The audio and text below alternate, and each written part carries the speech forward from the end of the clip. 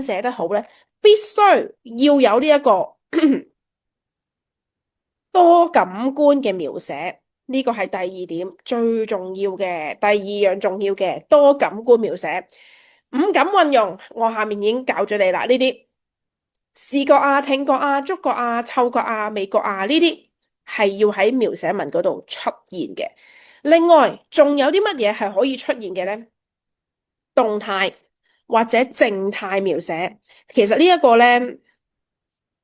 你哋一定會寫到嘅，動態、靜態描寫。動態即係啲咩啊？識得喐嘅嘢咯。靜態就係唔識得喐嘅嘢咯。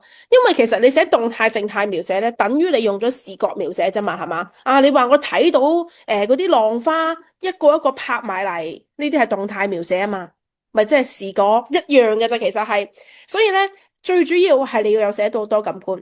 你只要寫你睇到啲乜嘢，邊啲係唔識喐嘅，邊啲係識喐嘅，就已經用咗呢個動態、靜態描寫。